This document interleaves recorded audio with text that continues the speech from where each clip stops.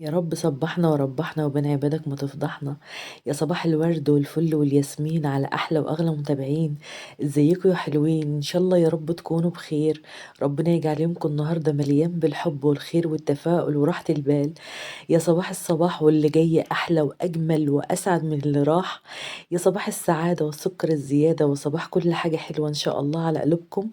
النهاردة إن شاء الله الروتين بتاعنا كله طاقة إيجابية. النهاردة الروتين بتاعي روتين جميل وتشجيعي وكله تشجيع كده بإذن الله. هنعمل مع بعض النهاردة حاجات حلوة كتير. هنطبخ وهنعمل حاجة حلوة وهنعمل كمان النهاردة أحلى رغوة كابتشينو هتشربوها في حياتكم. بس قبل ما أبدأ الفيديو ما تنسوش بقى تدعوا لأبويا بالرحمة وتدعوا لجميع موتى المسلمين أجمعين. وحشتوني وحشتوني وحشتوني وكمان مرة وحشتوني. أنا عارفة إن أنا غبت عنكم بس والله غصب عني، الجو فظيع فظيع برد، محدش شاف البرد ده قبل كده. الظاهر ان انا حسدت الجو يا جماعة. مفيش شتاء بس الجو برد، انا عايزة الجو يشتي علشان لو الدنيا شتت الجو هيدفي. والله يا جماعة الواحد بيعمل اللي وراه بالعافية، يعني احنا متخشبين على الاخر من كتر البرد. لا والبرد فظيع يا جماعة والله، مع اني عاشقة للشتاء وبحب الشتاء، لكن لا مش للدرجة دي، البرد زودها معانا قوي. اول حاجة هنعملها اول ما نصحى من النوم كده، عايزين حاجة تعدل لنا الدماغ وفي نفس الوقت تدفينا. فانا جبت بقى النسكافيه بلاك بتاعي ده علشان هوريكم احلى كوباية نسكافيه هتعملوها واجمل رغوة هتعملوها النسكافيه، وتعالوا اوريكم الطريقة. كان عندي كيس لبن كده في الفريزر، طلعته علشان يفك شوية. طلعته علشان اغليه علشان هنعمل بيه مع بعض الكابتشينو. لان الكابتشينو مطلوب مني كتير جدا جدا، خلي بالك بقى معايا من الطريقة علشان في ناس عملته وباظ منها. فخلي بالك معايا، شوفي بقى انا بعمله ازاي. انا كده عايزه عندي نص كوبايه من النسكافيه بلاك، وقدها كمان نص كوبايه من السكر وعليهم ربع كوبايه من الميه، يعني الاتنين قد بعض. نص كوبايه نسكافيه قصادها بالظبط نص كوبايه من السكر قصادها ربع كوبايه من الميه. ولو هتعملي كوبايه نسكافيه قدامها بالظبط كوبايه سكر وقدامها نص كوبايه من الميه. يعني لازم يكون مقادير السكر والنسكافيه متساويين ونصهم بقى بيبقى ميه. انا حطيت عليهم ربع كوبايه ميه من الحنفيه، ميه عاديه خالص من الحنفيه. وجبت المضرب الكهرباء بتاعي وفضلت ادوب فيه كده شويه. وبعد كده هضرب على سرعه واطيه خالص في الاول، وبعد كده هسرح حبه بحبه علشان ما يبهدليش الدنيا معايا وانا بضرب كده. وانا هضرب فيه مدة ما تقلش عن 5 دقايق. يعني ما تستعجليش عليه خالص، اصبري عليه لحد لما يديكي الهيشان اللي زي الكريم شانتيه كده. ما شاء الله هيديكي فوم حلو قوي. وطبعا انا وانا بشتغل بريح المضرب بتاعي كل شوية علشان طبعا لازم يرتاح. لان انا لما بعمله كده فترة طويلة طبعا كده غلط على المضرب، فانا لازم بريح المضرب شوية وبعد كده ارجع اكمل تاني. لان انا عملت كده كان عندي كريم شانتيه واشتغلت فيه على طول بالمضرب وموقفتش المضرب، والله المضرب اتحرق معايا يا بنات. فنصيحة وقفي المضرب شوية يستريح وبعد كده كملي ضرب تاني. فلازم اريح المضرب شوية وبعد كده ارجع اكمل تاني. اهم حاجة تمشي على المقادير مظبوطة جدا علشان ما يحصلوش حاجة. وما تزوديش مية علشان ما يسلش معاكي. الناس اللي هتقولي السكر كتير، لا يا جماعة السكر مش كتير خالص ومش هيبان فيه. لان السكر ده هو اللي بيديه الهيشان والنفشان اللي انتوا شايفينه ده. شايفين الجمال يا بنات؟ اول ما هتلاقيه ما شاء الله الكمية زادت معاكي كده واللون فتح وعمل بقى منقار كده على المضرب بتاعك، يبقى كده تمام بقى زي الفل. الكابتشينو بقى معايا جاهز تحفة في علبة كده نظيفة، وتحطيه في العلبة بتاعتك وتسويه كده من على الوش بالشكل ده. وانا بحب احطه في العلبة كده، ما شاء الله العلبة دي هتقضيكي وهتقعد معاكي شوية حلوين كده. وبعد كده هتحتفظي بقى بيها في الفريزر. وعلى فكرة هو مش بيجمد ولا بيربط معاكي، هو بيفضل كده زي ما هو، بس احنا بنحفظه في الفريزر وبنطلعه نستعمله كده على طول. هنعمل بقى كوباية كابتشينو كده حلوة. ناخد بقى منه معلقة معلقة، تملى كده الكوباية كده علشان تعمل لنا رغوة حلوة. وكده خلاص اللبن غلي معايا. هاخد بقى معلقة كبيرة كده من رغوة الكابتشينو القمر اللي احنا عملناها دي، وهنزل عليها باللبن السخن اللي بيغلي. ما شاء الله ما شاء الله، خدي بقى رغوة مش هتلاقيها في اي كابتشينو تاني، يعني حاجة كده هتظبط المزاج وتعدل الدماغ كده على الصبح وهتخليكي تقومي تشوفي شغلك في يومك وتشوفي انت هتعملي ايه. ما شاء الله بقى هنغطي بقى العلبة بتاعتنا ونحطها بقى على طول في الفريزر. وهقعد بقى على جنب علشان اشرب كوبايه الكابتشينو القمر الحلوه دي بمزاج. وممكن بقى لو عايزه بقى تزودي المزاج شويه تحطي بقى عليها كده رشه كده من الكاكاو الخام، او تبشري عليها كده حته شوكولاته صغنونه. يا سلام يا سلام، حاجه بجد الجمال عدى الكلام، هتبقى بقى كوبايه كده ولا كلمه. ونيجي بقى لفقرة هناكل ايه النهارده يا جماعة، هناكل ايه النهارده يا ولاد، هناكل ايه النهارده. لقيت بقى ابو احمد داخل عليا بالكيسة الصفرة دي، هفتح كده واشوف ايه الكيسة دي فيها ايه. الله الله، ايه ده، يا نهار فسفور، يا نهار بروتينات، ايه ده، بربونة. انا بحبها، انا بموت فيها، انا بعشقها. تعالوا بقى ننضف البربونة بتاعتنا كده ونشوف احنا هنعمل فيها ايه. الأكلة دي جميلة جدًا، جدًا، أنا من عشاق الأكلة دي، أنا عمومًا باحب أي حاجة طالعة من البحر المالح أنا باحبها وباموت فيها. وأهو تغيير في الأكل والله يا جماعة، كل يوم حيرة هناكل إيه، هناكل إيه، هاطبخ إيه يا ولاد، هيقولوا لي اللي أنتِ شايفاه يا ماما، وأنا كنت باقول لكم كده علشان تقولوا لي اللي أنتِ شايفاه يا ماما.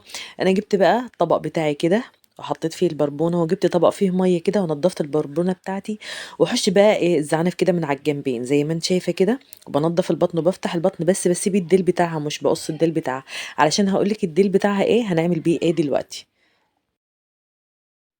بُص بقى يا ست الكل، تعالي هاقول لِك معلومة في تنضيف السمك حلوة أوي، أمي قالتها لي وممكن كتير ومعظمكم عارف المعلومة دي. ما تمسكيش السمكة تنضفيها مرة واحدة، يعني ما تمسكيش السمكة في إيدِك كده تنضفيها من الأول للآخر لغاية آخر حتة فيها، لأ، ده أنتِ هتمسكي السمكة تقصي كده الزعانف بتاعتها وتقصي الدماغ كده وتنضفي البطن وتحطيها في مَيّة، ماشي، دي كده تقريبًا نُص التنضيف بتاعِك أهو. وبعد كده هتجيبي السمك بتاعِك تحت الحنفية كده في الحوض بتاعِك تحت الحنفية، وتبتدي إن أنتِ تنضّفيها تاني وتعيدي عليها تاني. ليه بقى؟ لإن أنتِ لو مسكتِ السمكة كده على طول مرّة واحدة من أول خطوة لآخر خطوة فيها، السمك بيسخن في إيدِك وبيعمل ريحة وِحشة وكده غلط على السمك. فلازم تاخدي السمكة على مرّتين، على مرحلتين، تنضّفيها كده على مرحلتين، هيطلع منِّك أحلى سمك. وتعالي برضه هاقول لِك على تكّاية حلوة أوي، حماتي الله يبارك لها يا رب في صحتها يا رب هي اللي قايلاها لي، بجد دي المعلومة دي بتاعتها دي لغاية آخر يوم في عمري أشهد لها، معلومة جميلة جدًا. وأنا كده خلاص نضّفت السمك بتاعي أهو، ولو في قشرة كده في البربوني كده هتنضّفيها بضفرِك كده وأنتِ بتشتغلي كده، هي مش محتاجة مقص ولا محتاجة سكينة، بتبقى قشرة خفيفة كده، فممكن إيه تنضّفيها بضفرِك كده وأنتِ بتشتغلي. الغدوة بتاعتنا النهارده بالنسبة لي غدوة جامدة، جامدة، جامدة. جِبت الرز بتاعي ونقّيته، أنا كنت عايزة أعمل رز صيادية النهارده بس ولادي ما بياكلوش رز الصيادية، فاضطريت إن أنا أعمله رز أبيض عادي، الرز اللي إحنا بنعمله عادي أهو. وجيت بقى أنقّي الرز، مش عارفة الرز بتاعنا بقى ما عادش بييجي نضيف زي زمان ليه، يالّا الحمد لله. قعدت بقى نقّيته أهوًا في البلكونة، وعندي بقى شوية هدوم أمّا أخلّص بقى إن شاء الله هابقى ألِم الهدوم دي بقى. وتعالي بقى هاقول لِك على التكاية اللي حماتي علمتها لي، اللي هتخلّي السمك بتاعِك قشطة فُلّة قمرة. هتجيبي الرز بتاعِك هتغسليه غسلة حلوة كده، وهتجيبي مَيّة الرز هتحطيها فين، هتحطيها على السمك بتاعِك. الحركة دي أحلى من الليمون ومن الملح ومن الخل كمان. ليه؟ لإن مَيّة الرز دي بتحوش الزفارة بتاعة السمك بطريقة رهيبة. ده الناس بتغسل شعرها بمَيّة الرز، بتغسل وشها بمَيّة الرز، يعني إحنا كمان ما نحطوش على السمك، فرصة بقى وإحنا عندنا رز بقى وعندنا مَيّة رز بقى نحطه على السمك بتاعنا. وكده خلاص الرز بتاعنا بقى جاهز أهو، هنضبّط له الملحة بتاعته بقى ونغطّي عليه وهنولّع عليه النار، وكمان السمك بتاعنا بقى جاهز. نيجي بقى للخلطة بتاعتنا اللي إحنا هنعمل بيها السمك. وبعدين حطيت شوية خل كده على السمك بتاعي وبعد كده صفيته وحطيته في جنب. نيجي بقى للخلطة بتاعتنا اللي احنا هنعمل بيها السمك. عندي بقى توم وملح وفلفل اسود وكمون وشطة حسب الرغبة زي ما انت عايزة تحط شطة او ما تحطيش، وكزبرة ناشفة. نمسك بقى الحاجات دي كلها بقى في الهون بتاعنا وندق بقى الحاجات دي كلها خالص لغاية لما تبقى ناعمة معانا عشان هنتبل بيها السمك. وكتري بقى الكمون في الخلطة دي بقى شوية علشان السمك بيحب الكمون. ولو انت عايزة تحطي بهارات سمك زي ما تحبي ممكن تحطي بهارات سمك زي ما انت عايزة. انا كده عملته ونضفته وبتبله معاك اهو زي ما انت شايفة. ده عندنا هنا في دمياط بنقول عليه بربوني، معرفش بقى انتوا بتقولوا عليه في البلاد التانية ايه، بربونة او بربوني على حسب بقى المكان اللي بتجيبوه منه. انا تبلته بالشكل ده أهو. وأخدت كده شوية كده من الدقة أو شوية كده من الخلطة، سِبت الباقي نضيف، وأخدت شوية استخدمتهم والباقي اللي هيفيض معايا باعينه عندي في التلاجة. باغطيه كده أو باقفله في كيس كده قفلة حلوة وباعينه عندي في التلاجة. كده خلاص أنا تبّلت السمك بتاعي بالشكل ده، جمال ما فيش أحلى من كده. يالّا بقى علشان نقليه بقى بسرعة. وتعالي بقى يا حبيبة قلبي هاقول لِك على معلومة حلوة هتفيدِك وأنتِ بتقلي السمك بتاعِك. أنتِ حضّرتِ الدقيق بتاعِك أهو، ما تتبّليش السمك في الدقيق كده على طول، لأ، هاتي كده معلقة كبيرة من النشا وحطّيهم على الدقيق بتاعِك كده، ومعلقة كبيرة من الكركم وحطّيهم كمان على الدقيق، وقلّبي الدقيق والنشا والكركم مع بعض كده تقليبة حلوة.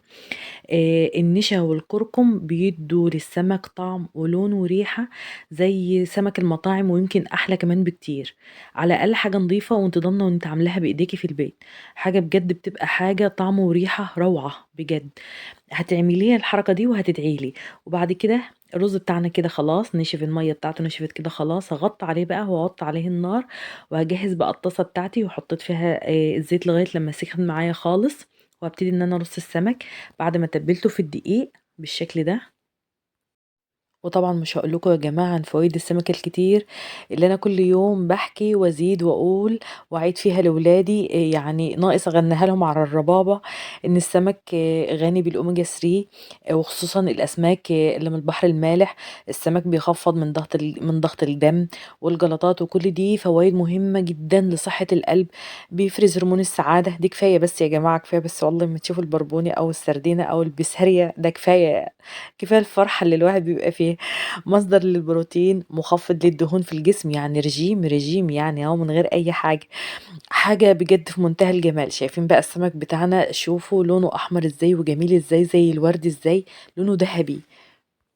ما تقلبيش السمك بتاعِك كده على طول، سيبيه لمّا يتحمّر معاكِ خالص. شوفوا بقى يا بنات، شوفوا لونه وردي خالص إزاي، بُصّوا دهب، يا خرابي، يا خرابي على الجمال، بُصّوا على الجمال، ما فيش أحلى ولا أجمل من كده.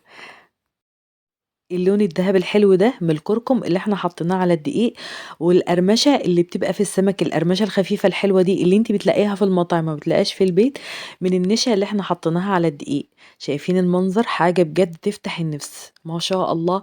ونسيت أقول لكم يا جماعة من ضمن الأسماك اللي أنا باحبها وباعشقها وباعملها بجميع الطرق بتاعتها البلاميطة. أنا باموت فيها وباعشقها وباحب البلاميطة وباحب اللي بيحب البلاميطة. وكده خلاص إحنا اتغدينا وشربنا الشاي وحبلنا الكريم. الحمد لله، الحمد لله الذي أطعمني هذا ورزقنيه من غير حول مني ولا قوة. الحمد لله على نعمك التي لا تحصى ولا تعد يا رب العالمين، فضل ونعمة من عندك يا رب.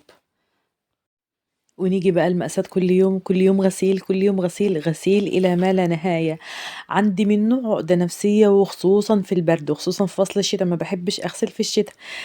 كل يوم أقول لنفسي أقوم أغسل والّا أقوم أعمل فيديو والّا أدخل أنام، فباقرر بعد تفكير عميق، عميق، عميق إن ما فيش أحلى ولا أجمل من النوم في البرد ده. إحنا مش عايزين البرد كده، إحنا عايزين الجو يكون حلو كده ويكون لطيف، بس إحنا يعني هنختار على مزاجنا والّا إيه؟ كُلّه طبعًا بتاع ربنا، فالحمد لله على كل حال. أخيرًا بقى أنا كده قُمت وعملت الفيديو وصوّرت أهو.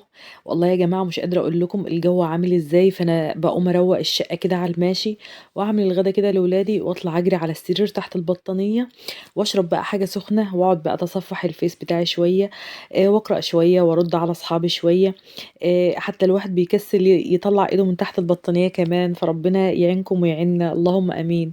ربنا يعدّي الأيام ده على خير. وبما إن أنا طلعت من تحت البطانية بقى وطلعت من الثبات الشتوي بتاعي، وقُلت بقى شغل بشغل لازم بقى أعمل لهم النهارده حاجة حلوة ما يجراش حاجة، بس في نفس الوقت هاعمل حاجة حلوة وسريعة مش هتاخد وقت، لإن أنا خلاص تعبت من وقفة قليتي في السمك، فخلاص ما عُدتش قادرة. هاعمل حاجة إيه، على السريع كده، هاعمل لهم إيه، هاعمل لهم زلابية. تعالوا بقى نشوف المقادير بتاعة الزلابية بتاعتنا إيه. الزلابية أو لقمة القاضي كلها أسماء لحاجة كلنا بنحبها كبار وصغيرين. هاقول لكم بقى على السر اللي هيخلّيها مقرمشة، وهاقول لكم كمان على السر اللي هيخلّيها كور منتظمة كده. أول حاجة عندي هاعمل الشربات بتاع الزلابية أو السيرب، عندي هنا كوبايتين من السكر، هاضيف عليهم كوباية من المَيّة، هاولّع عليهم النار ومش هاقلّب السكر خالص علشان السكر ما يلزقش معايا في الحواف بتاع الطبق بتاعي أو الحلة بتاعتي بالشكل ده. ولو لقيتِ ظهر عندِك كده في الشربات بتاعِك أو السيرب بتاعِك شوائب، هتشيليها بالمعلقة بالشكل ده علشان يبقى السيرب بتاعِك كده صافي كده ولونه حلو. هتشيليها كده، وأول ما الشربات بتاعِك يغلي هتضيفي عليه عصرة ليمونة. أول ما الشربات يغلي هتضيفي عليه عصرة ليمونة وهتسيبيه يغلي على النار لمدة 5 دقايق، وبعد كده تطفي عليه النار وترفعيه من على النار. وبعد كده هتجيبي طبق نضيف كده وتحطي فيه الشربات بتاعك. ليه؟ لأن لازم أبرد الشربات يا جماعة تماما. لازم الشربات بتاعي يا جماعة بتاع بلح الشام بتاع الكنافة بتاع الزلابية أو المقالي عموما لازم يكون الشربات بارد كويس جدا. فأنا كده خلصته وحطيته في الطبق بتاعي وبعد كده حطيته عندي في التلاجة. ونيجي بقى لعجينة الزلابية، ركزوا معايا بقى خطوة بخطوة. أول حاجة عندي معلقة كبيرة من السكر، كيس من الخميرة الفورية، كوبايتين من المية الدافية. هحط بقى المية على السكر والخميرة بالشكل ده، وهقلب كل المكونات دي كلها مع بعضها وهسيبها تتخمر معايا لمدة ربع ساعة. لازم الخليط ده يقعد معايا يتخمر لمدة ربع ساعة. وكده خلاص الخليط اتخمر معايا وبقى جاهز معايا كده تمام. هضيف عليه ايه؟ هضيف عليه كوبايتين ونص من الدقيق، اللي هي الكوبايات العادية بتاعتنا اللي احنا بنشرب فيها الشاي دي، الكوبايات الفرنساوي دي. هضيف على الخليط بتاعي كوبايتين ونص من الدقيق، كوبايتين ملانين كده من الدقيق ونص كوباية.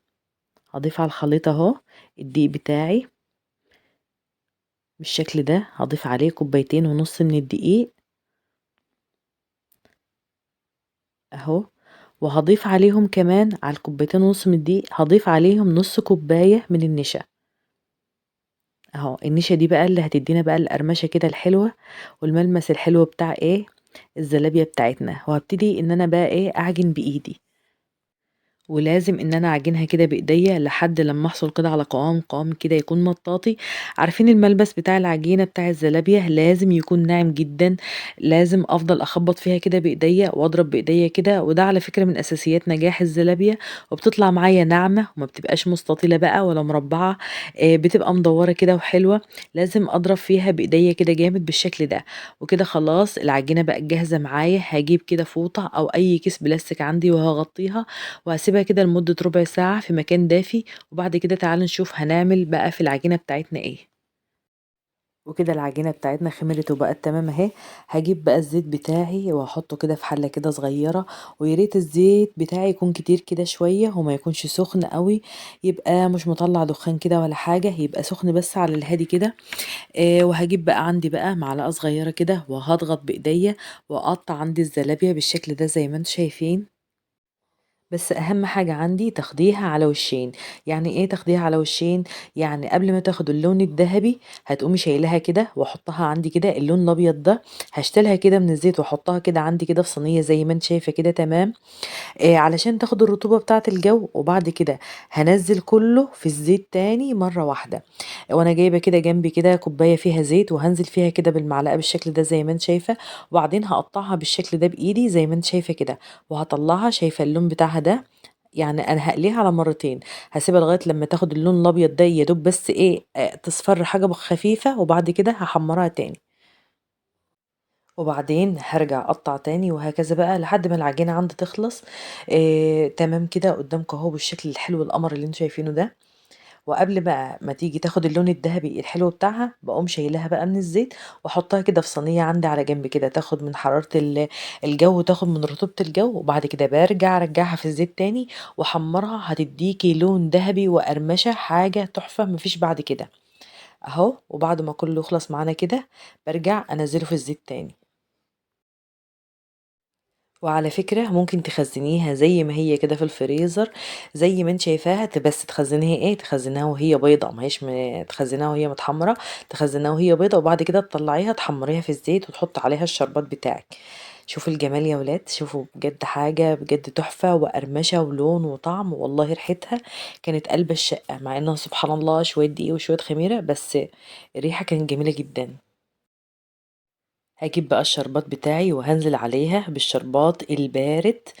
ما هو السخن اوعوا تحطوا عليها شربات سخن يا بنات، هنزل عليها بالشربات البارد بتاعي. شايفين بقى اللون والشكل عمرها ما هتطرى منك خالص، وطعم ولون وقرمشة حاجة مفيش احلى ولا اجمل من كده. وشوفي مدورة ازاي، ماهيش مستطيلات بقى ولا اشكال بقى غريبة ولا اي حاجة. وبجد طعمها جميل وطعمها تحفة. ونقول بقى وداعًا للأشكال الفضائية اللي كانت بتظهر معانا وإحنا كده شغالين، حاجة في منتهى الجمال، مقرمشة من برّه وطرية من جوّه وشاربة الشربات بتاعها كويس. لو جالِك بقى ضيوف ولادِك بقى عايزين حاجة حلوة سريعة كده، هتقومي تعمليها في دقيقة واحدة بس. وممكن بقى تزينيها على حسب ما تحبي، ممكن ترشي عليها سكر بودر، ممكن تحطي عليها شوكولاتة زي ما انا حطيت كده، ممكن تحطي عليها شربات، اي حاجة انت عايزاها على حسب ما تحبي او نفسك فيها تعمليها. ممكن بقى تجيبي اللي هي شوكولاتة المطبخ دي، الشوكولاتة الخام دي، وتسيحيها كده وتحط عليها معلقتين زيت وتحط عليها معلقة بن، وقلبيها كده في بعضها وحطيها كده على الزلابية وادعيلي وادعيلي بجد، والله بجد حتة دين طريقة مفيش أحلى ولا أجمل ولا أروع من كده. وبعدين تاكلوها بالهنا والشفا، أحلى زلابيبو. أنا كده خلاص خلصت الفيديو بتاعي، معلش أنا آسفة أنا طولت عليكم المرة دي بس عشان انتوا كنتوا وحشيني. خلاص كده أنا خلصت، وفي آخر الفيديو بقى ما تنسوش بقى الاشتراك في القناة وتفعيل زر الجرس واللايك الحلو بتاعكم، ومع السلامة.